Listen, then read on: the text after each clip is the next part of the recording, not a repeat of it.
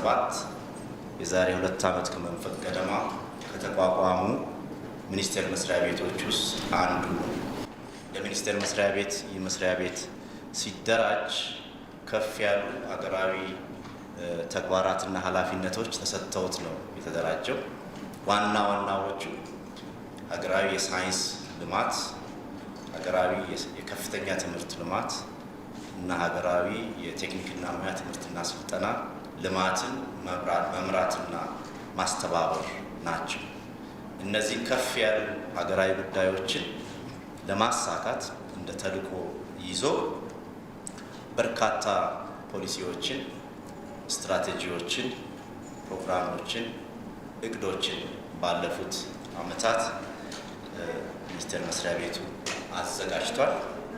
እነዚህን ፖሊሲዎች፣ ስትራቴጂዎች፣ ፕሮግራሞችና እቅዶችን ለሚመለከታቸው የዘርፉ ተጠሪ ተቋማት፣ ለዩኒቨርሲቲዎች፣ ለሚመለከታቸው ባለድርሻ አካላት በተለያየ ደረጃ ግንዛቤ የማስጨበጥ ስራዎችንም ሲሰራ ነው የቆየው። እነዚህም በተለይ ባለፉት ጥቂት ሳምንታት ውስጥ የጀመርነውን የግንዛቤ ማስጨበጥ ስራ ከፍ ባለ መሪ ቃል አጅቦ ነው ይህን ስራ እየሰራ የሚገኘው። መሪ ቃል የጠራ የሳይንስ የከፍተኛ ትምህርት እና ስልጠና ፖሊሲ፣ ስትራቴጂ፣ እቅድና ፕሮግራሞች ግንዛቤና ትግበራ ለኢትዮጵያ እድገት ልማትና ብልጽግና የሚል መሪ ቃል። እንደምታውቁት ሀገራችን ኢትዮጵያ በሚቀጥሉት 10 ዓመታት ውስጥ ዜጎቿን ካሉበት ደረጃ ከፍ ወዳለ የልማት የእድገት የብልጽግና ደረጃ ለማሸጋገር ሀገራዊ የልማት እቅድ አዘጋጅታ እነዚህ ሀገራዊ ልማት እቅድ ውስጥ የተመላከቱ በርካታ ጉዳዮች ወደ ሴክተሮች ካስኬድ ተደርገው የሳይንስና ከፍተኛ ትምህርት ሚኒስቴርም እንደ አስቻይ ሴክተር እንደ አስቻይ ዘርፍ ድርሻዎችን ወስዶ እነዚህ ስራዎች እየሰራ እንደሚገኝ ይታወቃል። ስለዚህ እነዚህ የአስቻይ ዘርፍ ስራዎችን በተቆጠረ አግባብ ትስስርን፣ ትብብርን ማዕከል ባደረገ አግባብ ወደ ታችኛው እርከን ድረስ ለማውረድ ወደ ጎንም ከሌሎች አካላት ጋር አብሮ ለመስራት ሰፊ የግንዛቤ ማስጨበጫ ስራዎችን መስራት አስፈላጊ መሆኑን ሚኒስቴር መስሪያ ቤቱ ተረድቶ በርካታ የግንዛቤ ማስጨበጫ መድረኮችን ሲያዘጋጅ ነው የቆየው። በተለይ በከፍተኛ ትምህርትና በቴክኒክና ሙያ ትምህርትና ስልጠና እንዲሁም በሳይንስ ፖሊሲ፣ ስትራቴጂ የ10 ዓመት እቅድ፣ የ5 ዓመት እቅድ እና እነዚህ ደግሞ የሚተገበሩባቸው ኢኒሼቲቭስ ፕሮግራሞችን አዘጋጅቶ ለተለያዩ ባለድርሻ አካላት የግንዛቤ ማስጨበጫ ስልጠናዎችን ከፍ ባለ ደረጃ ሲሰጥ ነው የቆየው። እነዚህን ሀገራዊ ሰነዶችን ማዘጋጀት በራሱ አንድ ከፍ ያለ እርምጃ ተደርጎ ሊወሰድ ይገባል። እነዚህ ሰነዶች ውስጥ የተመላከቱ የፖሊሲ፣ የስትራቴጂ እና የእቅድ ጉዳዮቻችን ላይ የጋራ ግንዛቤ መያዝና መግባባት ለስኬታዊ አፈጻጸሙ መሰረት ስለሆነ ሰፊ ስራዎች ከፍ ባሉ የሀገራችን የስራ ኃላፊዎች ደረጃ ሲሰሩ የሚገኙት። በዩኒቨርሲቲ ደረጃ የዩኒቨርሲቲ ፕሬዚዳንቶችና ምክትል ፕሬዚዳንቶች ስልጠናዊ ውይይቶችን በማካሄድ እነዚህን ጉዳዮች እንዲጨብጡና ባለቤት ሆነው እንዲኖሩ እየተደረገ ነው የሚገኘው። በቴክኒክና ሙያ ትምህርትና ስልጠና ዘርፍ ያሉ የሀገራችን የክልሎችና የከተማ አስተዳደሮች የቴክኒክና ሙያ ትምህርትና ስልጠና የቢሮ ኃላፊዎችና ምክትል ቢሮ ኃላፊዎች ይሄንኑ ስልጠናዊ ውይይት አካሂደው ሰነዶችን ይዘዋቸው ወደሚቀጥለው ስራ ለማውረድ እየተንቀሳቀሱ ይገኛል። የሚኒስቴር መስሪያ ቤቱ በቀጣይ ወራቶችና ሳምንታትም ይህንን ስልጠናውን በወሰዱ የተቋማት ኃላፊዎች ወደሚቀጥለው ደረጃ ለማውረድ ወደ ፈጻሚዎችና ወደሚቀጥለው መካከለኛና ዝቅተኛ ደረጃ አመራር አካላት ለማድረስ ሰፊ ዝግጅት አዘጋጅቶ እንቅስቃሴ ውስጥ ይገኛል።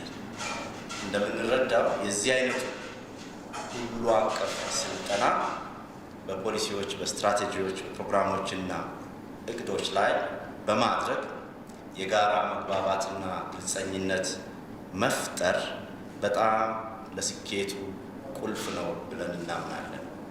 ሰነዶች ተዘጋጅተው መቀመጣቸው በራሱ ግብ ስለማይሆን የተዘጋጁ ሰነዶች ላይ ጥልቅ ውይይት አድርጎ ለትግበራ አቅሞችን ሰብስቦ ወደፊት መንደርደር ጥሩ መደላድልን ለስኬት ስለሚፈጥር ከዚህ አግባብ ቀጣይ ስራዎችን ማጠናከር መስራት ያስፈልጋል ብለን እናምናለን። ቅድም እንዳነሳሁት የትምህርትና ስልጠና ዘርፍ የሀገራዊ የልማት እቅድ ማሳኪያ አስቻይ ዘርፍ ስለሆነ ለሀገራችን ማህበራዊ፣ ኢኮኖሚያዊና ፖለቲካዊ እድገት፣ ልማትና ብልጽግና የሚያስፈልጉ ብቁና በቂ የሰው ሀብት የማፍራት ችግር ፈቺ ምርምሮችን በማካሄድ ቴክኖሎጂዎችን የማፍለቅ የማላመድ እና የማሸጋገር እንዲሁም የማህበረሰብ አገልግሎት የመስጠት ኃላፊነቱን በሚገባ ለመወጣት ከሚመለከታቸው አካላት ጋር በትስስርና በትብብር ለጋራ ስኬት መስራት ይጠበቅበታል። ይህም ስለሚጠበቅበት የዚህ አይነት ስራዎችን አዘጋጅቶ በመስራት ላይ ይገኛል። ለዚህም ሁሉም የባለድርሻ አካላት ከዘርፉ ተቋማት ጋር ከከፍተኛ ትምህርት ተቋማት፣ ከምርምር ተቋማት፣ ከቴክኒክና ሙያ ትምህርትና ስልጠና ተቋማት ጋር በመተባበር የተዘጋጁ ሰነዶች ለውጤት እንዲሄዱ ጥሪያችንን እናስተላልፋለን። የሳይንስና ከፍተኛ ትምህርት ሚኒስቴር በርካታ መነሻዎችን ምክንያት በማድረግ ዘርፉ የሚመራበትን ፖሊሲዎች፣ ስትራቴጂዎች፣ ፕሮግራሞችና እቅዶችን ሲያዘጋጅ እንደነበረ ታስታውሳላችሁ። ለእነዚህ መነሻ ተብሎ ከተያዙት ውስጥ የተወሰኑትን ብቻ ለማንሳት ትልቁ የዘርፍ የሪፎርም ስራዎች መነሻ የሀገራዊ የለውጥ ስራችን ባለፉት 3 ዓመታት ውስጥ የገባንበት ሀገራዊ የለውጥ ጉዞ በርካታ ጉዳዮችን አስጨብጦናል። እሳቤዎቹም ከፍ ያሉ ናቸው። ተጠራርጎ ለማስቀመጥ ባለፉት ብዙ ዓመታት በሳይንስም በከፍተኛ ትምህርትም በቴክኒክና ሙያ በትምህርትና ስልጠና ስራችንም ያስመዘገብናቸው በርካታ ጠንካራ ጎኖችና ውጤቶች አሉ። እነዚህን ጠንካራ ጎኖችና ውጤቶችን ማስቀጠል፣ ባለፉት ዓመታት ያላሳካናቸው የጎደሉብን እንደ ድክመት የተቆጠሩ ጉዳዮች አሉ። እነሱን ደግሞ የማስተካከል የማሻሻል አሁን ያለንበት ዘመን 21ኛው ክፍለ ዘመን ዓለም በፍጥነት የተቀየረ ያለበት ዘመን ስለሆነ የእኛም ሴክተሩን ከማዘመን አንጻር ሊገቡ ሊመጡ የሚገቡ አዳዲስ ፈጠራ አከል ጉዳዮችን በመጨመር ፖሊሲዎቻችን፣ ስትራቴጂዎቻችን እያዘጋጀን እየሄድን እንደምንገኝ እንዲያዝ እንፈልጋለን። ሁለተኛው መነሻ ዓለም እየተቀየረች ነው እና በዓለም አቀፍ ደረጃ በፍጥነት እየተቀየሩ ያሉ እየመጡ ያሉ ጉዳዮች አሉ። የፖሊሲ ጉዳዮች፣ ስትራቴጂክ ጉዳዮች። ኢትዮጵያ የተባበሩት መንግስታት ድርጅት አባል ሀገር ናት። የአፍሪካ ህብረት መስራች ሀገር ናት።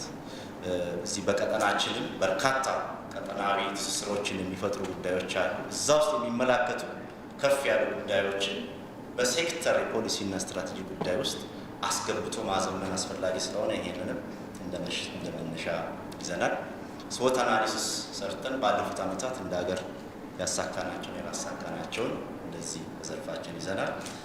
ዋናው ደግሞ ትልቁ ትኩረት እንደ መነሻ የተያዘው የሀገራችን የ10 ዓመት የልማት እቅድ ነው። እነዚህና ሌሎችን እንደ መነሻ ይዘን 3 ትልልቅ የዘርፋችንን ፖሊሲዎችና ስትራቴጂዎች እነዚህ ፖሊሲ ውስጥ የተመላከቱ አንኳር ጉዳዮች፣ አቅጣጫዎች የሚተገበሩበት ስትራቴጂዎቹ ደግሞ ወደ መሬት ወርደው ውጤት የሚሆኑበት እቅድ አዘጋጅተናል። የመጀመሪያው የሳይንስ ፖሊሲና ስትራቴጂ ነው የሚባለው። እንደምታውቁት ሀገራችን ውስጥ የዛሬ 40 ዓመት ገደማ የሳይንስና ቴክኖሎጂ ኮሚሽን የሚባል ተቋቁሞ ሀገራችንን በሳይንስ በቴክኖሎጂ በኢኖቬሽን እየደገፈ እንደኖረ ይታወቃል። በመሀልም የሳይንስና ቴክኖሎጂ ኮሚሽን ወደ ሳይንስና ቴክኖሎጂ ሚኒስቴር አድጎ ፖሊሲዎችን፣ ስትራቴጂዎችን አዘጋጅቶ ሲሰራ እንደነበረ ይታወሳል። አሁን የሳይንስና ከፍተኛ ትምህርት ሚኒስቴር በአዲስ አግባብ ሲደራጅ ሳይንስን እንደ ሀገራዊ ተልዕኮ ተሰጥቶት እየተንቀሳቀሰ የሚገኝ ስለሆነ ለሳይንስ ልዩ ትኩረት ሰጥቶ መምራት አስፈላጊ ስለሆነ ነው የሳይንስ ፖሊሲ ያዘጋጀው። ለሳይንስ ፖሊሲም አሁን መሰረት የሚሆኑት የተባበሩት መንግስታት ድርጅት የዘላቂ ልማት ግቦች ውስጥ የተመላከቱ በርካታ ጉዳዮች አሉ። በ17ቱ የዘላቂ ልማት ጉዳዮች ውስጥ የሳይንስ ጉዳዮች መሰረታዊ ናቸው። እዛ ውስጥ የተመላከቱ ጉዳዮችን አንስቶ ከሀገራዊ የእድገትና የልማት ፍላጎት ጋር አገናኝቶ የፖሊሲ ሀሳቦችን ማንሳት፣ ስትራቴጂያዊ ጉዳዮችን መንደፍ፣ ወደ እቅድ የሚሄዱ ጉዳዮችን መለየት አስፈላጊ ስለሆነ ይሄም ታሳቢ ተደርጎ ተሰርቷል። በአፍሪካ ደረጃ አጀንዳ 2063 የሚባል የአፍሪካ መሪዎች በመዲናችን የዛሬ በ2013 በፈረንጆች መጥተው የአፍሪካ ህብረት 50ኛውን ዓመት በዓል ሲያከብር ከ50 ዓመት በኋላ አፍሪካ እዚህ ደረጃ ላይ ትደርሳለች ብሎ ያዘጋጁት ትልቅ አጀንዳ አለ። ያን አጀንዳ ወደ ስራ ለማስገባት ሳይንስን በሚመለከት የሳይንስ የቴክኖሎጂ እና ኢኖቬሽን ስትራቴጂ ለአፍሪካ ተብሎ የተዘጋጀ አለ። ትምህርትን በሚመለከት የኮንቲኔንታል ኤጁኬሽን ስትራቴጂ ለአፍሪካ ተብሎ የተዘጋጀ አለ። እዛ ውስጥ የተመላከቱ ጉዳዮች አሁን ለፖሊሲያችን ግብዓት ሆነው ስለሚጠቅሙ ከነዚህም ውስጥ በርካታ ጉዳዮችን ወስደናል። የቀድሞው የሳይንስና ቴክኖሎጂ ሚኒስቴር ከሌሎች የሀገራችን ዘርፎች ጋር በመሆን አዘጋጅቶ በሀገራችን መንግስት የጸደቀው የሳይንስ ቴክኖሎጂና ኢኖቬሽን ፖሊሲ አለ። ያንን የፖሊሲውን ጭብጥ ጉዳዮች ወደ ውስጥ በማየት ባለፉት ዓመታት ያሳካናቸውን ጉዳዮች በመለየት ባለፉት ዓመታት ያላሳካናቸውን በመለየት አሁን በቀጣይ ዓመታት ልዩ ትኩረት ሊሰጥባቸውን የፖሊሲ ጉዳዮችን ከነዚህ ሁሉ በመሰብሰብ ነው ያዘጋጀነው። የፖሊሲ የትኩረት መስኮችን ቁልፍ ጉዳዮች ብለን 8 አንኳር ጉዳዮችን ለይተን የኢትዮጵያ ሳይንስ ፖሊሲ እና ስትራቴጂ አዘጋጅተናል። ቁልፍ ጉዳዮቹን ማጠር አድርጎ ለማስጨበጥ የሰው ሀብት ልማት፣ ሳይንሳዊ ምርምርና ፈጠራ፣ የኢንተርፕራይዝ ልማት፣ መሰረተ ልማትና ግብዓት፣ የእውቀት እና የሀብት አያያዝ ስርዓት፣ የፋይናንስና ማበረታቻ ስርዓት፣ አህጉራዊና ዓለም አቀፋዊ ትብብርና አጋርነት የሚሉ፣ 8ኛው ደግሞ አስተዳደርና አመራር የሚሉ ቁልፍ የፖሊሲ ጉዳዮችን ለይተን ይህን የፖሊሲ ሰነዳችንን አዘጋጅተን እዚህ ፖሊሲ አቅጣጫዎችን ወደ ስራ የምናስገባባቸውን ግቦችን አስቀምጠን ግቦቹ የሚተገበሩበትን ስልቶችን፣ ስትራቴጂዎችን አዘጋጅተን ወደ ስራ እየገባን እንገኛለን። እነዚህ የፖሊሲ እና የስትራቴጂ ጉዳዮች ስራ ሆኖ በ10 ዓመቱ የሳይንስ የልማት እቅድ ውስጥ እንዲታቀፉ ስለፈለግን በርካታ ግቦች ያሉትን የሳይንስ ልማት እቅድ አዘጋጅተናል። 7 ስትራቴጂያዊ ግቦች ያሉት የ10 ዓመት እቅድ አዘጋጅተን ወደ ስራ መግባታችንም በዚሁ አጋጣሚ ለእናንተ ለህዝባችን ለማሳየት ነው። እዚህ ሰነድ ውስጥ የተመላከቱ በርካታ ጉዳዮች በፖሊሲያችን ውስጥ ያስቀመጥናቸውን የፖሊሲ አቅጣጫዎች፣ ቁልፍ የፖሊሲ ጉዳዮች ወደ ስራ የምናስገባባቸው ስራዎች፣ ተግባራት ናቸው። ተግባራቱን ደግሞ ወደ ውጤት ለማድረስ ቁልፍ የውጤት አመላካቾችን ማዘጋጅተን ወደ ስራ እየገባን ነው። የስትራቴጂያዊ ግቦችን ለማንሳት የሳይንሳዊ ምርምሮችን በጥራትና በብቃት ማሳደግ፣ የቴክኖሎጂ ሽግግርን ማጠናከርና ማሳደግ፣ የሳይንስ ባህል ግንባታን ማጠናከር፣ የተደራጀ የሀገር በቀል እውቀት አስተዳደር ስርዓትን ማጎልበትና መጠቀም፣ የባለድርሻ አካላትና አጋሮችን ጉድኝት ትብብርና ትስስርን ማስፋፋትና ማጠናከር፣ ተቋማዊ የሳይንስ ልማት አቅም ማለትም የአመራር የአስተዳደር እና የአሰራር ስርዓት ግንባታን ማጠናከር፣ 7ኛው ስትራቴጂያዊ ግብ የሳይንስ መሰረተ ልማትና ግብዓትን ማሟላት ናቸው። እንዳነሳሁት እነዚህን ግቦች የምናሳካባቸውና ግቦቹ መሳካታቸውን የምንለካባቸው ቁልፍ የውጤት አመላካቾችን በየዓመቱ ሸንሽነን አዘጋጅተን በ5 ዓመት የቱ ጋር እንደምንደርስ በ10 ዓመት ደግሞ የቱ ጋር እንደምንደርስም አዘጋጅተናል ማለት ነው። ሁለተኛው ከፍ ያለ ሀገራዊ ፖሊሲ የሀገራችን የከፍተኛ ትምህርት ፖሊሲ እና ስትራቴጂ የኤጁኬሽን ፖሊሲ ስትራቴጂ ነው። ልክ የሳይንስ ፖሊሲ እና ስትራቴጂ ባዘጋጀንበት አግባብ ወደ ኋላ ሄደን ባለፉት ዓመታት እንደ ሀገር ያሳካናቸውን ስኬቶች በመቁጠር ያላሟላናቸውን ክፍተቶችን በመለየት እንዴት አድርገን እነዚህን አጠናክረን መሄድ እንደሚገባንና ኢኖቬቲቭ ሆነን እንዴት እንደምናሟላ ሰብስበን ነው ይሄንን ሰነድ ያዘጋጀን። እንደምታውቁት ሀገራችን ኢትዮጵያ ውስጥ የከፍተኛ ትምህርት ዘመናዊ የከፍተኛ ትምህርት የተጀመረው የዛሬ 70 ዓመት ነው። እንደ ሀገራችን ኢትዮጵያ ለከፍተኛ ትምህርት ገና እንግዳ አይደለችም፣ ጀማሪ አይደለችም። ባለፉት 70 ዓመታት ታሪክ ውስጥ የሀገራችን ከፍተኛ ትምህርት ተቋማት በርካታ ሀገራዊ ስራዎችን ሰርተዋል። ለሀገራችን ልማት፣ ለኢንዱስትሪው፣ ለፓብሊክ ሴክተሩ ሁሉ የሚሆኑ ብቁና በቂ ምሁራንን ከማፍራት አንጻር የከፍተኛ ትምህርት ዘርፍ በርካታ ስራዎችን ሰርተዋል። ቢሆንም አሁን ካለንበት ሀገራዊ የለውጥ እሳቤ አኳያ ፖሊሲያችን መቀኘት ስለሚገባው ባለፉት ዓመታት እንደምታስታውሱት ሀገራዊ የትምህርትና ስልጠና ልማት ፍኖተ ካርታ ጥናት ተደርጎ ምክረ ሀሳቦች ሲሰበሰቡ እንደነበረና ፍኖተ ካርታውም እንደተዘጋጀ ታስታውሳላችሁ። በዚያ ፍኖተ ካርታ ጥናት ውስጥ የተመላከቱ በርካታ ምክረ ሀሳቦች አሉ። እነዚህ ምክረ ሀሳቦች እንደ መንደርደሪያ በመውሰድ በ1986 ዓ.ም ጸድቆ የወጣው የትምህርትና ስልጠና ፖሊሲ የያዛቸውን የከፍተኛ ትምህርት ጉዳዮችን በማየት ባለፉት 5 ዙሮች የተገበርናቸውና ያሳካናቸውን ውጤቶችን በመፈተሽ ምን አይነት ጉዳዮች ላይ ቁልፍ የፖሊሲ አቅጣጫዎች ናቸው ብለን ምን አይነት ጉዳዮችን እንያዝ በሚል ቁልፍ የፖሊሲ አቅጣጫዎችን ፖሊሲ ጉዳዮችን ለመለየት ይሄም የፖሊሲ ሰነድ ተዘጋጅቷል። ቁልፍ የፖሊሲ ጉዳዮች ብለን በከፍተኛ ትምህርት ዘርፍ ያዘጋጀናቸው የከፍተኛ ትምህርት አግባብነትና ጥራት፣ የከፍተኛ ትምህርት ተደራሽነትና ፍትሃዊነት፣ የከፍተኛ ትምህርት ተቋማዊ ግንባታ፣ የከፍተኛ ትምህርት አደረጃጀት፣ ዓለም አቀፋዊነትና ትብብር፣ ማስተማሪያ ቋንቋ፣ ተማሪዎች የሚሰጥ ምክር አገልግሎትና ዘርፈ ብዙ ጉዳዮች ብለን በ5 ትልልቅ ቁልፍ ጉዳዮች ላይ ፖሊሲያችንን አደራጅተናል።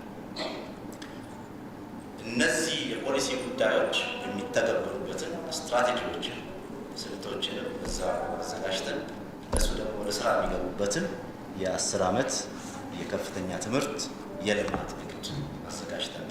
በእቅዱ ውስጥ በርካታ ጉዳዮች ተመላክተዋል። ሁሌም እንደ ሀገር ባለፉት ዓመታት በሰራናቸው ስራዎች ፍትሃዊ ተደራሽነት ጉዳዮችን ከሞላ ጎደል አሳክተናል። ግን ሰፊ ክፍተት ያለብን የከፍተኛ ትምህርት ጥራትና አግባብነት ጉዳዮች ናቸው የሚሉ ስላሉ እነዚህን ጉዳዮች ከፍ አድርጎ በስትራቴጂያዊ ግብ ማስቀመጥ ስለሚገባል ስትራቴጂያዊ ግቦቻችንም ሰብሰብ አድርገን በ4 ከፍ ባሉ ስትራቴጂያዊ ግቦች እቅዳችን አዘጋጅተናል። የከፍተኛ ትምህርት ተደራሽነት እና ፍትሃዊነትን ማረጋገጥ፣ የከፍተኛ ትምህርት ጥራትና አግባብነትን ማረጋገጥ፣ የከፍተኛ ትምህርት መምህራን አቅምን መገንባት፣ የከፍተኛ ትምህርት ዓለም አቀፍ ግንኙነትን ማጠናከርና ማስፋት የሚሉ ከፍ ያሉ ስትራቴጂያዊ ግቦችን አዘጋጅተን እነዚህን የምናሳካባቸውን ዝርዝር ጉዳዮችን ተንትነን ወደ ስራ ገብተናል። ከዛሬ ጀምሮ ወደ ዩኒቨርሲቲዎቻችን በምናስገባው ስራ ውስጥ ያላካተትነው ግን በቴክኒክና ሙያ ትምህርትና ስልጠና ዘርፍ በልዩ አግባብ መርተን ልክ እንደ ከፍተኛ ትምህርት ተቋማት በዚያም ዘርፍ ጫፍ ላይ ያደረስነው ስራ ሀገራዊ የቴክኒክና ሙያ ትምህርትና ስልጠና ፖሊሲና ስትራቴጂ። እንደ ሀገር ልዩ ፖሊሲ በቴክኒክና ሙያ ትምህርትና ስልጠና ዘርፍ አልነበረም። በትምህርትና ስልጠና ፖሊሲ ውስጥ የተመላከቱ ጉዳዮች ብቻ ናቸው የነበሩ። ግን በልዩ አግባብ እንድንመራ መንግስት ይህን ኃላፊነት ለሳይንስና ከፍተኛ ትምህርት ሚኒስቴር ሲሰጥ ከፍ ያሉ የፖሊሲ ጉዳዮችን አዘጋጅተን እነሱን ከስትራቴጂ ጋር አገናኝተን ሰነድ አዘጋጅተናል። እነዚህ የፖሊሲና ስትራቴጂ ጉዳዮች ደግሞ በሚቀጥሉት 10 ዓመታት ወደ ስራ የሚገቡበትን አግባብ ልክ እንደ ሳይንስ እና እንደ ከፍተኛ ትምህርት ሚኒስቴር ለቴክኒክና ሙያ ትምህርትና ስልጠና ሳብሴክተር አዘጋጅተን እነዚህም ወደ ስራ ገብተዋል። እንደምታውቁት በአገር አቀፍ ደረጃ የቴክኒክና ሙያ ትምህርትና ስልጠና ዘርፍን የሚመራ የፌዴራል የቴክኒክና ሙያ ትምህርትና ስልጠና ኤጀንሲ ያለ፣ በኤጀንሲው በኩል ወደ ክልሎችና ከተማ አስተዳደሮች የትምህርትና ስልጠና የቴክኒክና ሙያ ትምህርትና ስልጠና ቢሮዎች እነዚህ ጉዳዮች ወርደው ባለፉት ወራትና ሳምንታት ውስጥ በርካታ የግንዛቤ ማስጨበጫና የማስረጽ ስራዎች ሲሰሩ ነው የሰነበቱት። የከፍተኛ ትምህርት ፖሊሲ አዘጋጅተናል። ከፖሊሲ ተነስተን ደግሞ የ10 ዓመት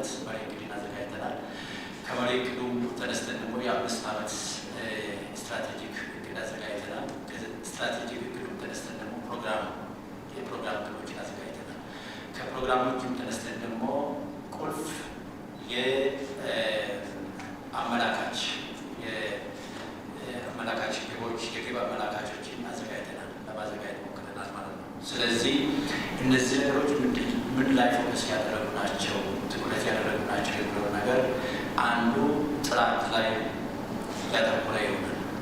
ጥራት፣ አግባብነት፣ ፍትሐዊነትና ተደራሽነት የሚሉ አራቱ ቁልፍ ጉዳዮች ላይ ፎከስ ያደረጉ ነው የሚሆኑት። እንግዲህ እዚህ ውስጥ ምንድን ነው መሰራት ያለበት? ጥራትን ስናረጋግጥ እንዴት ነው የምናረጋግጠው? ተደራሽነትን እንዴት እናረጋግጣለን? ፍትሐዊነት እንዴት እናረጋግጣለን? አግባብነት የተባለውን ነገር እንዴት እናረጋግጣለን የሚለው ነገር ትልቅ ትኩረት የሚሻ ስለሆነ ምንድን ነው ሊሰሩ የሚገቡ የሚሰሩ ጉዳዮች የሚለውን ነገር ለይተን አስቀምጠናል። አንደኛውና ትልቁ ነገር ጥራትንም ለማረጋገጥ ፍትሐዊነትን፣ ተደራሽነትን ለማረጋገጥ ትልቁ ነገር የመምህራን ልማት ነው። የከፍተኛ ትምህርት መምህራን ልማት በልዩ ሁኔታ መመራት አለበት በሚል አቅደን እየሰራንበት እንገኛለን። ከፍተኛ ትምህርት ተቋሞቻችንን የመምህራን ልማትን እንደ ትልቅ አጀንዳ ይዞ መስራት እንዳለባቸው በዚህ አጋጣሚ ለማስተላለፍ እፈልጋለሁ። የመምህራን ልማት በምንልበት ጊዜ እንግዲህ በልዩ ሁኔታ የምንመራው የመምህራን ልማት አለ። የሀገር በቀል ሶስተኛ ዲግሪ ፕሮግራም የሚባል ልዩ ኢኒሼቲቭ በምርምር ዩኒቨርሲቲዎች ስራ ላይ ለማዋል 5000 የሶስተኛ ዲግሪ ምሩቃንን ለማፍራት በ5 ዓመት ውስጥ ታቅዶ እየሰራበት ይገኛል። ስለዚህ ይህንን ወደ ታች ውይይት በምናደርግበት ጊዜ እንዴት ነው ይህንን ልናሳካ የምንችለው የሚለው ነገር ትልቁ የውይይት አጀንዳ ሆኖ ሊሰራበት ይገባል የሚለው ነገር አንዱ መነሻ ይሆናል። ሌላው ከሀገር ውጭ መምህራንን ማሳተፍ ግድ ይላል።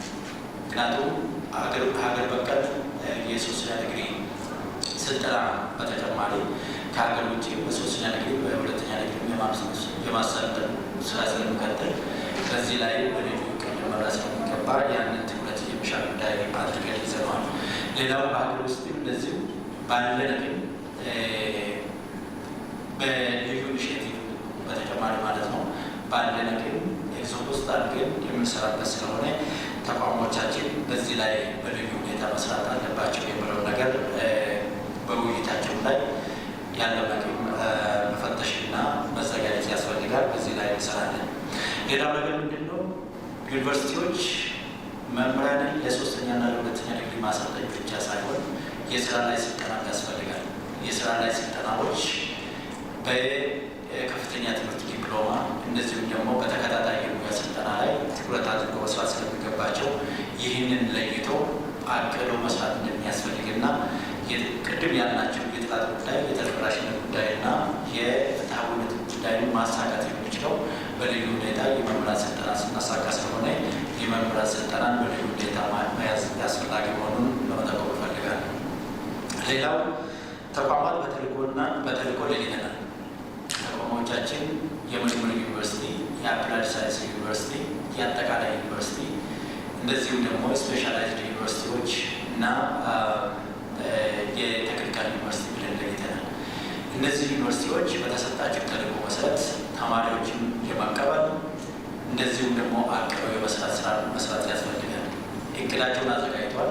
የ10 ዓመት እቅድ ማዘጋጀተው ለይተው ወደ ስራ ገብተዋል። አሁን በተጨማሪ ልዩ ውይይት አድርገው ይህንን መምራት ስለሚገባቸው ትኩረት ከሚሹት 10 ዓመትና 5 ዓመት እቅዶቻችን ውስጥ በተልዕኮዋቸው መሰረት ተቋማት ወደ ስራ መግባት አለባቸው በሚል አቅደናል እና ወደዛ መስራት ይጠበቅባቸዋል። አንዱ እና መነሻው በ2013 12ኛ ክፍል የወሰዱት ተማሪዎች ፈትነው ነው የሚያስገቡት። እነዚህ የምርምር ዩኒቨርሲቲዎች የራሳቸው የመግቢያ ፈተና ያዘጋጃሉ። በዛ መሰረት ፈተና ተዘጋጅቶ የሚሰጥ በመሆኑ በዛ ልክም ዝግጅት አድርገው የሚሰሩበት ይሆናል እና ጥራትና አግባብነት የምናረጋግጠው በዚህ ስለሆነ ለዚህ ልዩ ዝግጅት አድርገው እንደሚሄዱበትም ለማድረግ ነው። ሌላው የስርዓተ ትምህርት ነው። እንግዲህ ጥራት የጠበቀ ትምህርት መስጠት የሚቻለው ስርዓተ ትምህርትና ፕሮግራሞች በአግባቡ ተፈትሸው አግባብነታቸው ጥራታቸው ሲረጋገጥ ነው። ጥራትና አግባብነት ብቻ ሳይሆን ተደራሽነትን ያማከሉ እንደዚሁም ደግሞ ፍትሐዊነትን ያማከሉ መሆን አለባቸው ስርዓተ ትምህርትን ስናዘጋጅ። ስለዚህ የምናዘጋጃቸው ስርዓተ ትምህርቶች የምንከልሳቸው ስርዓተ ትምህርቶች ይህንን መሰረት ባደረገ መልክ መሆን ስላለሚገባቸው ሁሉም ፕሮግራሞች መከለስ አለባቸው፣ መፈተሽ አለባቸው ብለን አቅደናል። ይህንን በተቋማት ደረጃ በልዩ ሁኔታ አቅዶ መስራት እንደሚገባቸው በዚህ በውይይት ጊዜ በልዩ ሁኔታ እንዲመራ ይገባል የሚል ሀሳብ አለ። ሌላው ፕሮግራሞች እውቅናና እድሳት ያገኛል። እያንዳንዱ ፕሮግራም በሀገራችን ውስጥ የሚሰሩ የመጀመሪያ ዲግሪ፣ የሁለተኛ ዲግሪ፣ የሶስተኛ ፕሮግራሞች ዲግሪ ፕሮግራሞች የእውቅና ፈቃድ ማግኘት አለባቸው። የእውቅና ፈቃድ ማግኘት ብቻ ሳይሆን የእውቅና ፈቃዳቸው በየጊዜው እየታደሰ እየተገበገበ እየተመለሰ ይሄዳል። ስለዚህ ያንን መሰረት አድርገን ጥራቱን ያረጋገጠ ትምህርት እንሰጣለን ማለት ነው። ሌላው ስርዓተ ትምህርት ሲከለስ እንግዲህ ዝም ብሎ አይከለስም። ቅድም ባነሳቸው ጉዳዮች መሰረት ያደረገ ይሆናል። አንዱ ፍትሐዊነቱ የተረጋገጠ ትምህርት ነው እየተሰጠ ያለው የሚለው ነገር መነሻ ይሆናል። ሁለተኛው አግባብነቱ የተረጋገጠ ነው የሚለው ነገር መነሻ ይሆናል። ለዚህም የገበያ ጥናት ፍላጎት መካሄድ አለበት። ያንን አካሄደን በዛ መሰረት መምራት አለብን በሚል ለይተን አስቀምጠናል ማለት ነው። ስለዚህ ፕሮግራሞች በየጊዜው ኦዲት ይደረጋሉ፣ ይፈተሻሉ። ኦዲት ተደርጎ ኦዲት ከተደረጉ በኋላ ነው የእውቅና ፈቃድ የሚሰጣቸው እና በዛ መሰረት ሁሉም በከፍተኛ ትምህርት ተቋማት የሚሰጡ ፕሮግራሞች በዛ ልክ ዝግጅት ሊያደርጉ ይገባል የሚለውን ለመጠቆም ነው። ሌላው ዓለም አቀፋዊነት ነው። ዓለም አቀፋዊነት በልዩ ሁኔታ ሊመራው ይገባል በሚል በልዩ ሁኔታ የያዝነው ጉዳይ ነው። ዓለም አቀፋዊነት በምንልበት ጊዜ ምንድን ነው? አንዱ ስርዓተ ትምህርቶቻችን ዓለም አቀፋዊ መሆን አለባቸው። እንዴት ነው ዓለም አቀፋዊ የሚሆኑት? ከዓለም አቀፋዊ ተቋማት ጋር ዩኒቨርሲቲዎች ጋር አብረን ቁጭ ብለን መከለስ ማየት ተገቢ ይሆናል። አብረን ቁጭ ብለን ካልከለስ ካልያዝነው ዓለም አቀፋዊነት የሚለው ነገር አይመጣም። ሌላው ተማሪዎችን ከውጭ ወደዚህ ማምጣት መቻል አለብን፣ መሳብ መቻል አለብን ማለት ነው። ተቋሞቻችን ለዛ ዝግጁ መሆን አለባቸው፣ ውብ መሆን አለባቸው፣ ማራኪ መሆን አለባቸው። ማራኪ መሆን ብቻ ሳይሆን በጥራታቸው በጣም ጠንካራ መሆን መቻል አለባቸው። ጠንካራ ተቋም ነው የምንመረጠው። ስለዚህ ጠንካራ ተቋም ሆኖ ለመሄድ ካሁኑ ዝግጅት ማድረግ ስለሚያስፈልግ የውጭ ተማሪዎችን መሳብ፣ የውጭ መምህራንን መሳብ፣ በዛ ላይ በልዩ ሁኔታ መስራት ስለሚገባቸው ያንን መስራት አለብን ብለን ይዘናል ማለት ነው። የመጨረሻው ባለዘርፈ ብዙ ጉዳዮች ነው። ባለዘርፈ ብዙ ጉዳዮች ውስጥ የአካል ጉዳተኞች ጉዳይ፣ የሴቶች ጉዳይ፣ ልዩ ድጋፍ የሚሹ ክልሎች ጉዳይ በልዩ ሁኔታ መታየት አለበት። እስካሁንም ድረስ የሴቶች ድርሻ በከፍተኛ ትምህርት ተቋማት እጅግ በጣም አነስተኛ ነው። ለምሳሌ በመጀመሪያ ዲግሪ የሴቶች ድርሻ 35.87% ላይ ነው ያለው እስካሁን ድረስ 51% ሴቶች በሀገር ውስጥ ባሉበት ሁኔታ፣ እኛ ግን ይዘን ያለው በከፍተኛ ትምህርት ተቋም ተደራሽነቱ ፍትሐዊነቱ ገና ነው። ስለዚህ በዚህ ላይ መሰራት አለበት የሚል በልዩ ሁኔታ መስራት አለበት በሚል ይዘናል። በከፍተኛ ትምህርት ተቋም ውስጥ ያሉ ሴት መምህራን እጅግ በጣም አነስተኛ ናቸው። ፍትሐዊነት የሚባል ነገር አላሳካንም። ስለዚህ ብዙ ስራ ስለምጠብቅ በልዩ ሁኔታ ተቋሞቻችን በዚህ ላይ መስራት አለባቸው በሚል የያዝን ስለሆነ ይሄንን መነሻ አድርጎ መስራት እንዳለባቸው ለመጠቆም ነው። ለምሳሌ በምርምር ዩኒቨርሲቲዎች 50% ፒኤችዲ ሶስተኛ ዲግሪ ሊሆን ይገባል። 50% ደግሞ የሁለተኛ ዲግሪ ሊሆን ይችላል። ስለዚህ 50%ቱን ለማሳካት በልዩ ሁኔታ አቅበው መስራት ስለሚገባቸው የእነሱን ፕሮፋይል ለማሳደግ በልዩ ሁኔታ መስራት ስለሚገባቸው አሁን ልዩ የውይይት መድረክ ሆነው እንዲቀጥል ነው ጥሪ ማስተላለፍ የምፈልገው። ሳይንስ ሲነሳ የምርምርና የሀገር በቀል እውቀት ዋና አንኳር ጉዳያችን ስለሆኑ የተቀረጸው የሳይንስ ፖሊሲና ስትራቴጂ ከዚሁ ጋር ያገናዘበ ሆኖ እሱንም መተግበሪያ የሚያስችል የማስፈጸሚያ ስልቶች የተለያዩ ተነድፈዋል። እነዚህ የማስፈጸሚያ ስልቶች ደግሞ በፕሮግራምና በ10 ዓመት በ5 ዓመትና በ1 ዓመት የተለያዩ ቁልፍ ተግባራት የተሰናዱ ነው ማለት ነው። ስለዚህ ፖሊሲው ጥቅል ሀሳብ ነው የሚያሳየው። ያ ፖሊሲ በ7 መሰረታዊ የትኩረት መስኮች ላይ ያተኮረ ነው። በሀገራችን ያለ የምርምር ስራዎች በተለይም በዩኒቨርሲቲ ላይ ብዙ ጊዜ ተንጠልጥሎ የሚታይ ነው። ስለዚህ እንደ ሳይንስ አስተባባሪ ተቋም ሀገር አቀፍ ያሉ የምርምር ስራዎችን በሌሎች የምርምር ተቋማት የሚካሄዱትን በፖሊሲና ስትራቴጂው ላይ ጋይድ እየተደረገ የተሻለ ስራ እንዲሰራ ያመላከተ ነው። ከዚሁ ጋር ተያይዞ ይሄ ፖሊሲና ስትራቴጂ ስንቀርጽ ሀገራዊ የማስታወቅ ስራ ስለሆነ፣ ሁለተኛ በሂደት እየተቀረጸ ያለ ከኢኖቬሽንና ቴክኖሎጂ ሚኒስቴር ጋር ሀገራዊ ሳይንስ ቴክኖሎጂና ኢኖቬሽን ፖሊሲ እየተቀረጸ ነው ያለ። ስለዚህ የኛ በሳይንስና ከፍተኛ ትምህርት ሚኒስቴር የተቀረጸው የሳይንስ ፖሊሲና ስትራቴጂ ያኛውን ሶስቱንም የያዘውን ማለትም የሳይንስ ቴክኖሎጂና ኢኖቬሽን ፖሊሲን ያገናዘበና በጋራ የኛ ሚኒስቴር መስሪያ ቤት ከኢኖቬሽንና ቴክኖሎጂ ሚኒስቴር መስሪያ ቤት ጋር አብሮ እየሰራ ስለሆነና የተጣጣመ የተናበበ መሆኑን እዚህ ላይ መገንዘብ ያስፈልጋል። ያኛው በሂደት ያለ ነው። ነገር ግን ኮንቴንት ዋይስ ሁላችንም እየተገናኘ የሳይንስና ከፍተኛ ትምህርት ሚኒስቴር አባል ነው እየሰራ ስለሆነ እየተናበበ ነው። በተለይ ምርምር ላይ ደግሞ በሀገር አቀፍ ደረጃ የምርምር አሰራር ስርዓት እውነት ለመናገር ወጥ የሆነ የአሰራር ስርዓት የለንም። ስለዚህ በሀገራዊ የሳይንስ ቴክኖሎጂና ኢኖቬሽን ፖሊሲ ላይ እና በዚህ በሚኒስቴር መስሪያ ቤታችን በተቀረጸው የሳይንስ ፖሊሲና ስትራቴጂ ሀገር አቀፍ ያሉ ምርምሮች በምን መልኩ መተግበር አለባቸው የሚለውን ዳይሬክሽን ያሳየ ነው። እንደ ሳይንስና ከፍተኛ ትምህርት ሚኒስቴር እርግጥ ነው በሳይንስ በተለይ ትኩረት ስንሰጥ ችግር ፈች ላይ ብቻ አናተኩርም። መሰረታዊ ምርምር መካሄድ አለበት። በተለይ በዩኒቨርሲቲዎች ለችግር ፈች ዋና ግባት የሚሆኑ ምርምሮች ይካሄዳሉ። ስለዚህ እነዚህ መሰረታዊ ምርምርና ችግር ፈች ምርምሮች በምን መልኩ ሚኒስቴር መስሪያ ቤቱ ይመራል የሚለውን በግልጽ በ10 በ5ና በ1 ላይ የተቀመጣለ። ከዚሁ ተያይዞ በሳይንስ የማስተባበር ስልጠና ተግባራችን ጋር ከሌሎች ተቋማት ጋር ያሉ የትብብር ስራዎችን ለማስፈጸም እንዲያስችል የሳይንስ ፈንድም የማርቀቅ ስራ ጀምረናል። የኦፍኮርስ በ5 ዓመት እቅድ ውስጥ የሚከናወኑ ነው፣ በቅርብ የማይፈጽም ነው። ምክንያቱም ሪሶርስን ጠያቂ ይጠይቃል፣ ሰነድ ማዘጋጀት ስላለበት ማለት ነው። ሌላው በትልቁ ትኩረት ሰጥተን እየሰራን ያለንበትና አሁን በሂደት ላይ ያለው የሀገር ውስጥ አሉ የጆርናሎችን ጥራትና እይታ ማሳደግ የሚል ሚኒስቴር መስሪያ ቤቱ በልዩ ትኩረት በሳይንስ ዘርፍ የሰጠው ነው። እዚህ ላይ የሀገር ውስጥ በተለያዩ የምርምር ተቋማት ዩኒቨርሲቲዎችና የሙያ ማህበራት የተለያዩ የምርምር ጆርናሎች አሉ። እነዚህ የምርምር ጆርናሎች በይዘታቸውና በጥራታቸው ስናየው ከስማቸው ብዛት ጋር ሲነጻጸር ገና ብዙ መስተካከል ያለበት ነገር አለ። ይህንንም ትኩረት በመስጠት የሚኒስቴር መስሪያ ቤቱ የሀገር ውስጥ ጆርናሎችን ጥራትና እይታ ለማሳደግ በሚባል የአክሬዲቴሽን ስራ ወይም የእውቅና ስራ ዘርግተናል። ባለፈው ዓመት በተደረገው ስራ መሰረት የተወሰኑ እውቅና ተሰጥቷቸዋል። በዚህ ዓመትም ሁለተኛ ዙር ጥሪ አቅርበን የሀገር ውስጥ ጆርናሎችን የጥራትና እይታ የሚያዘምን አሰራር ስርዓት ዘርግተናል ማለት ነው። ስለዚህ አንድ ከሳይንስ ዘርፍ ቁልፍ ስራችን የምንለው የሀገር ውስጥ ጆርናሎችን ጥራታቸውን እይታቸውን ወይም ግሎባል ኢንዴክስድ እንዲሆኑ የሚደረጉ የተለያዩ ስራዎች ሰርተናል ማለት ነው። ሌላው ብዙ ጊዜ በእኛ ሀገር ነባራዊ ሁኔታ ሲታይ በከፍተኛ ትምህርት ተቋሞቻችን ያሉት የስርዓተ ትምህርቶች በአደጉ ሀገሮች ወይም ደግሞ በዴቨሎፕድ ኔሽንስ ወይም በዌስተርን ካንትሪስ ላይ የተንጠለጠለ ነው። ያ ምን ችግር አመጣል? አገር በቀል እውቀቶችና ቴክኖሎጂዎችን ትኩረት ሰጥተን እንዳንሰራ በስርዓተ ትምህርቱ እንዳይካተቱ አድርጓል።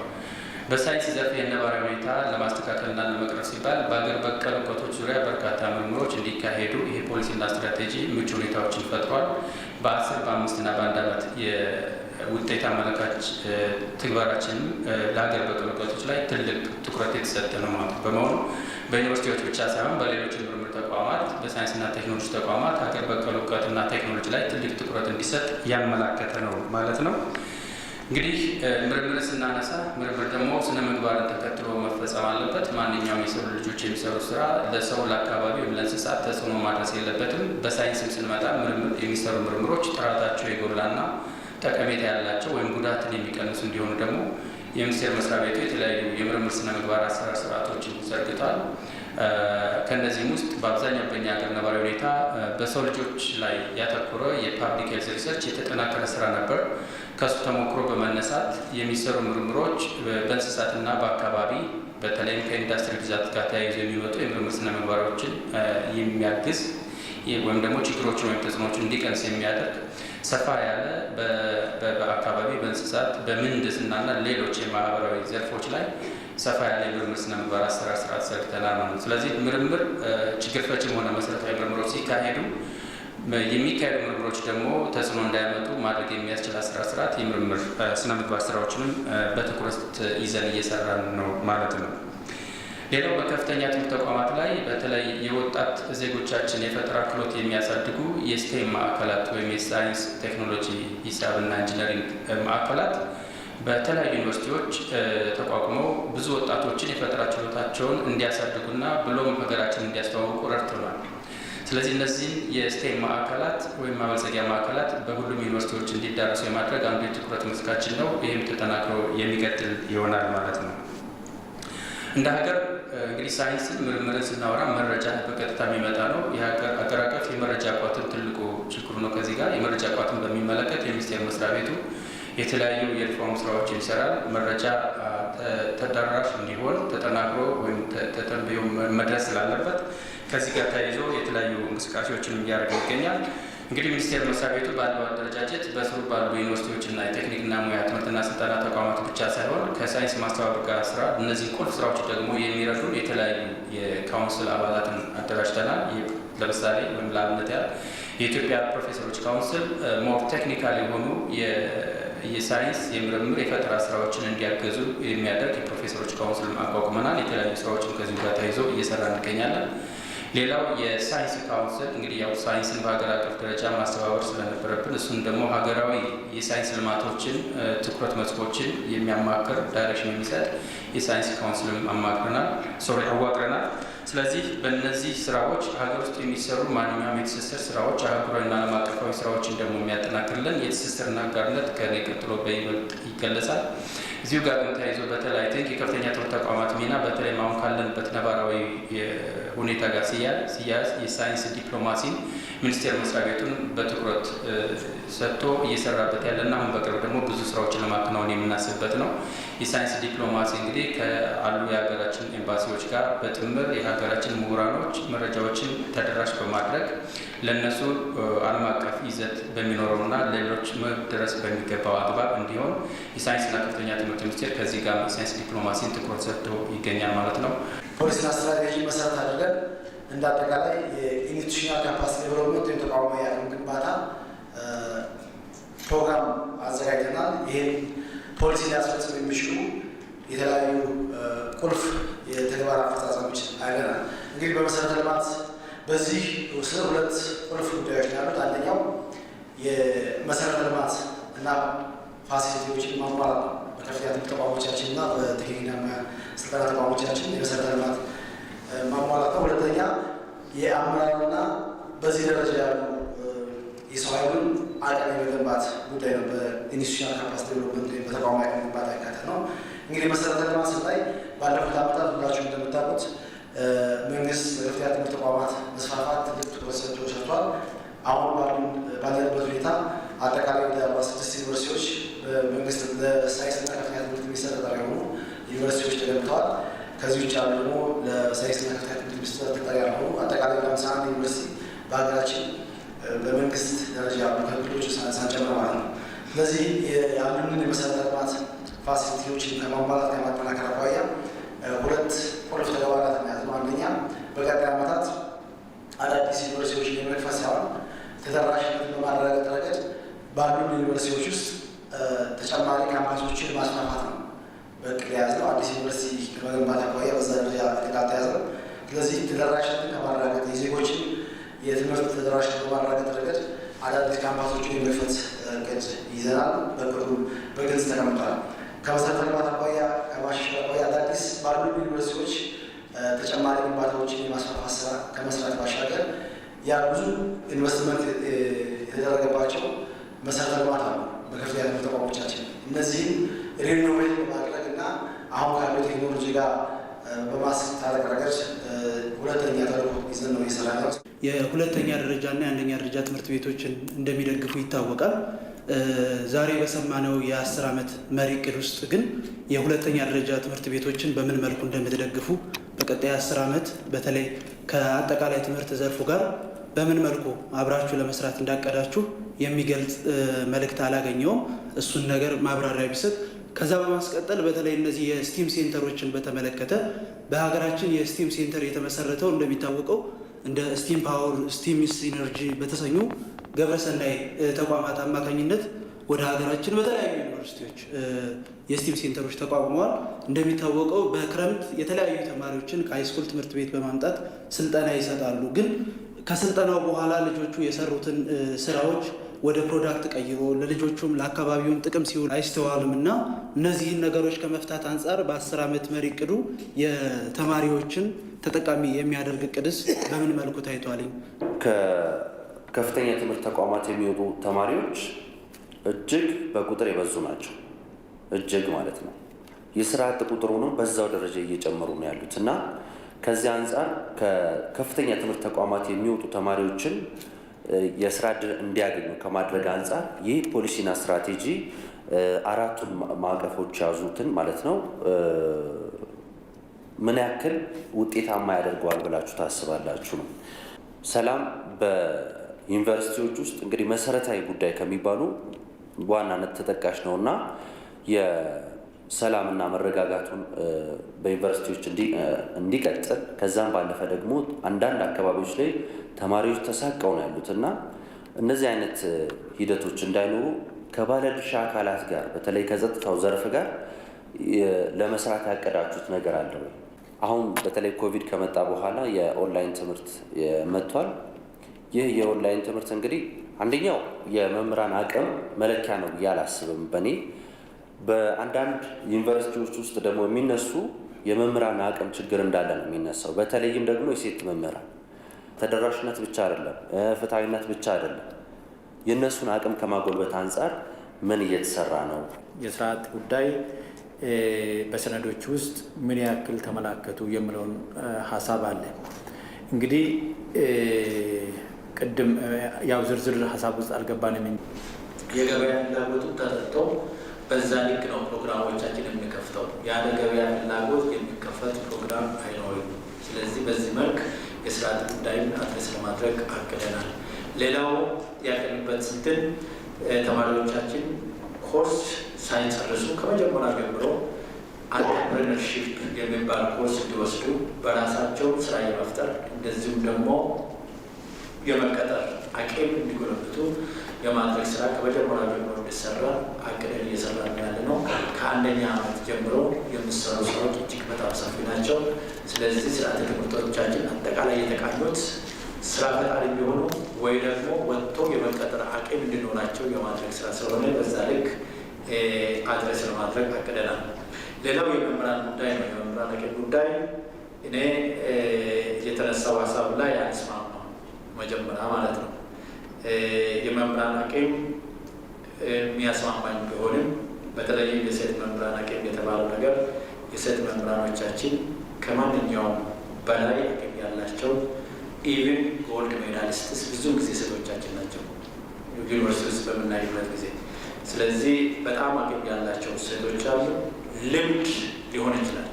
ምናልባት ልምድን በተመለከተ ኢንዳክሽን ትምህርት እንዲሰጥ እንደዚሁም ደግሞ ተከታታይ የሙያ ስልጠናዎች እንዲሰጡ አቅጣጫዎችን ተቀምጦ አቅደን እየሰራንበት ነው ያለ ነው። እነሱ ብቻ ሳይሆን ለሁሉም መምህራን ያስፈልጋል።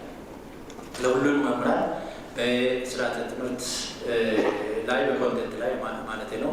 እንደዚሁም ደግሞ በስነ ማስተማር ዘዴ ላይ ስልጠና ያስፈልጋቸዋል። ማንም አስተማሪ በዩኒቨርሲቲ በቆየበት እውቀት ወይ ደግሞ ክህሎት ማስተማር አይችልም።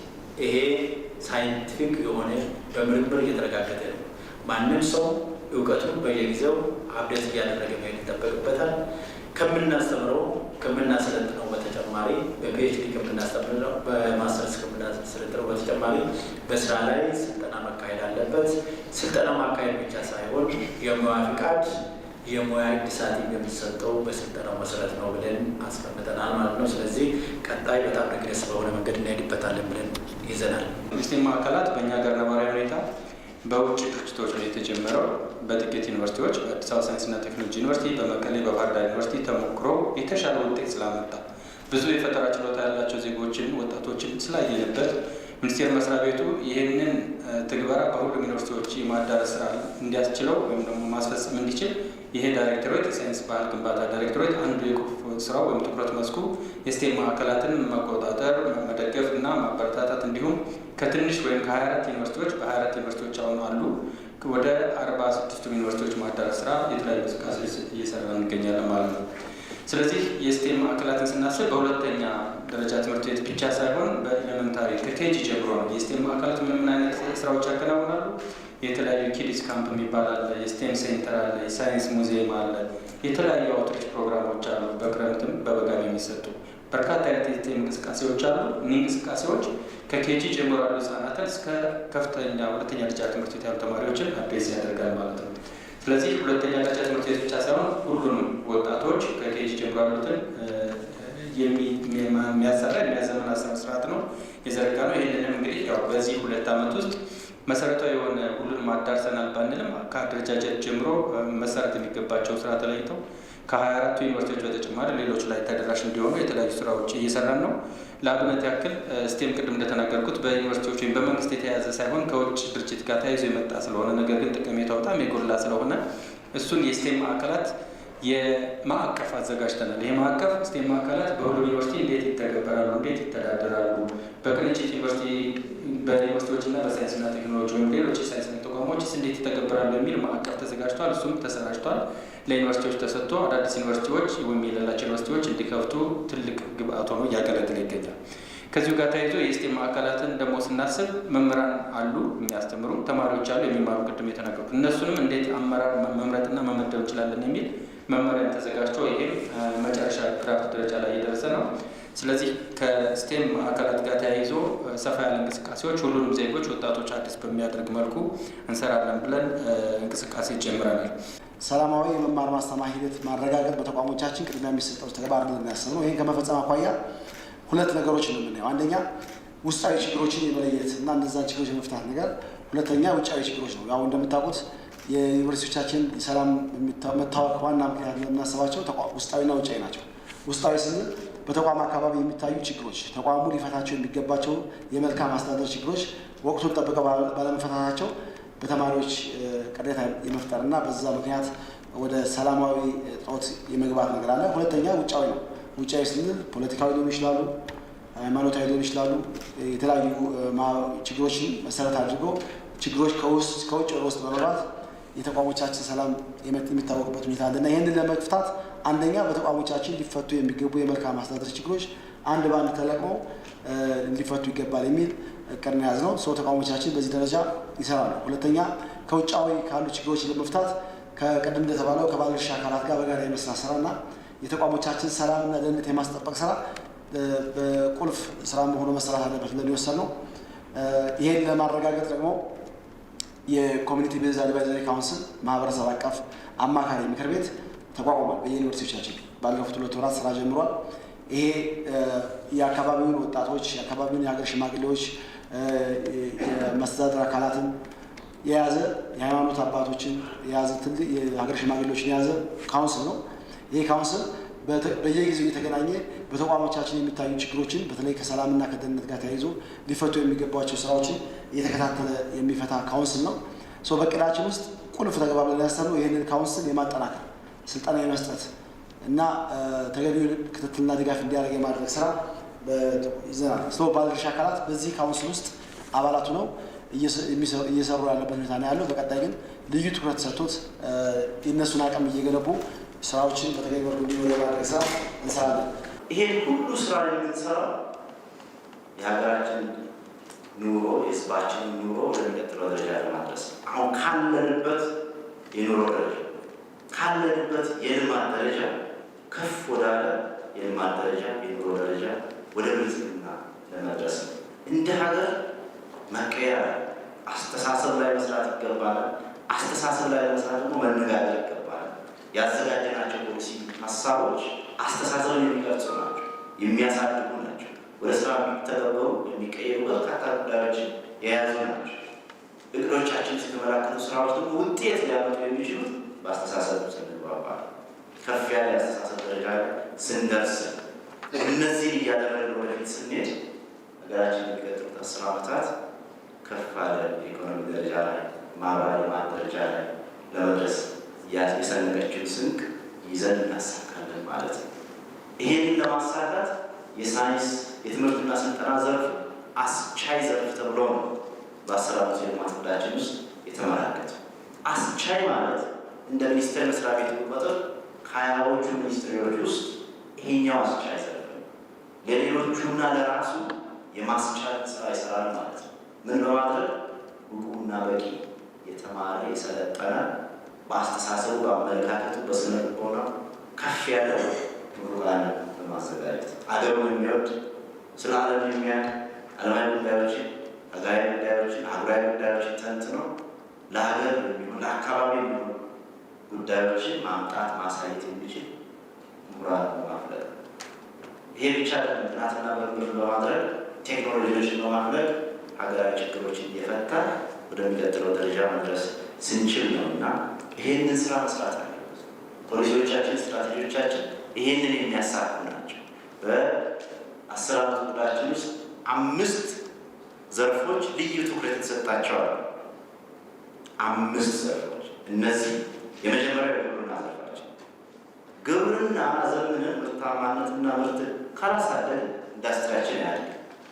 ይሄንን ስራ ከማሳካት አንጻር የትምህርትና ስልጠና ፖሊሲ እና ስትራቴጂ፣ የሳይንስ ፖሊሲ እና ስትራቴጂ ውስጥ የተመለከቱ ጉዳዮች የጀርባ አጥንት ናቸው። ሌሎቹ መስኮች ልዩ ትኩረት የተሰጣቸው የማዕድን፣ የቱሪዝም እና የአይሲቲ ናቸው። ኢትዮጵያ ሀገራችን በጣም የታደለች ሀገር ናት። ከርሰ ምድር ሀብቷ በጣም የላቀ ነው። ገጸ ምድር ሀብቷ የላቀ ነው። ገጸ ምድር ሀብቷን በቱሪዝም አጎልብተን በጣም በርካታ ተፈጥሯዊ ሀብቶች አሉ፣ መስህቦች አሉ፣ ባህላዊ መስህቦች አሉ። እነዚህን አዳበርናቸው። በሰላማችን ላይ ስራ ሰርተን ቱሪስት የምንስብ ከሆነ የሀገር ውስጥ የቱሪዝም ስራ የምናሳድግ ከሆነ ልማታችን ይሳካል። ምድራችን ውስጥ ያሉትን ሀብቶቻችን ምሁራኖቻችን አጥንተዋቸው የት ምን አለ፣ በምን ያህል ደረጃ ምን አይነት ቴክኖሎጂ አምጥተን ሀብት የሚያመጡ እናደርጋቸዋለን የሚለው ምሁራኖቻችን አጥንተው ተመራምረው ወደ ሀብት እንዲቀይሩ ማድረግ ያስፈልጋል። ይሄን ሁሉ ስራ ዘምነው ከፍ አድርጎ ለመሄድ አንድ አካባቢ የሚመረት ሀብት ለኢትዮጵያ መሆን እንዲችል፣ ለአፍሪካ ሊሆን እንዲችል፣ ለዓለም ገበያ መድረስ እንዲችል ቴክኖሎጂ መጠቀም ያስፈልጋል። የኮሚኒኬሽን ቴክኖሎጂ ለአሰራር ስርዓት መዘመን ቴክኖሎጂ መጠቀም ያስፈልጋል። እነዚህ ሁሉ ስራዎች በተለይ በ5ቱ ልዩ ትኩረት በተሰጣቸው ዘርፎች የሚሰሩ ስራዎች የሚሳኩት በትምህርት ስልጠና፣ በሳይንስ ዘርፍ ያስቀመጥናቸው ፖሊሲዎችና ስትራቴጂዎች ግልጽ ሆነው ወደ ታች ወርደው ሲተገበሩ ነው እና ይሄንን ሲተገበር ስራዎችን ስንሰራ ለብቻችን አንሰራ። ቅድም ሲነሳ እንደነበረው ከሁሉም ከሚመለከታቸው አካላት ጋር በቅንጅትና በትስስር የምንሰራ የሚሆን ነው። በቅንጅትና በትስስር ስንሰራ ድርሻው እንሰራለን። ሁሉም ድርሻውን የወሰደው አካል ድርሻውን የሚወጣ ከሆነ ሁሌም ከፊት አድርገን የምናያቸው ጉዳዮቻችን የጥራት ጉዳይ፣ የተገቢነት ጉዳይ፣ የተደራሽነት ጉዳይ፣ የፍትሃዊነት ጉዳይ ተስተካክለው በሚቀጥሉት ዓመታት ሀገራችንን በሚቀጥለው ማማ ማድረስ እንችላለን።